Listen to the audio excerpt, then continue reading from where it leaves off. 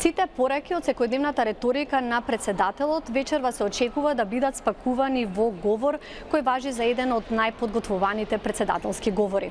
Ако се земат предвид обраќањата на председателот изминативе години, неколку теми што се очекува да бидат во фокус на неговото обраќање се економијата, националната безбедност, имиграцијата, здравствената заштита и одбраната.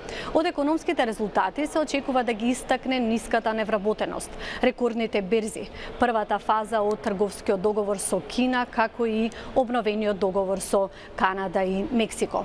Кога станува збор за имиграцијата, пак изградбата на зидот со Мексико се очекува да биде повторно во неговиот фокус.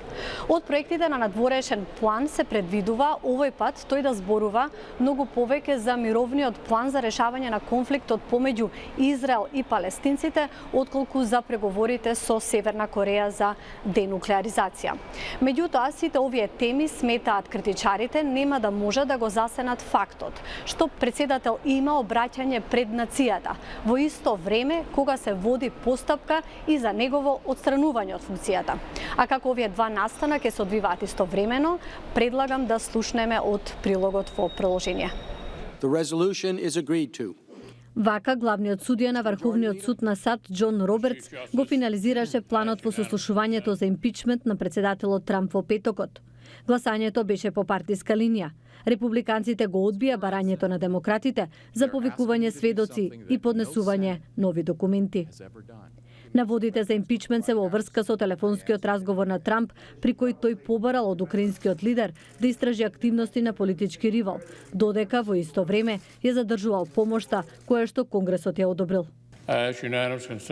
Барам едногласно да се распушти судењето до 11 часов предпладне на 4 февруари и тоа истовремено да значи и распуштање на Сенатот.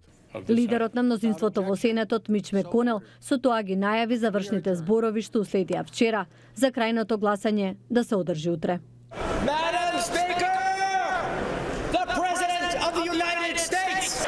Председателот вечерва на Капитол ќе се обрати до нацијата и до членовите на двата дома на Конгресот. There's nothing anywhere in the world that can compete with America. Извештаите сугерираа дека Трамп во говорот најверојатно ќе се фокусира и на кампањата за негов реизбор.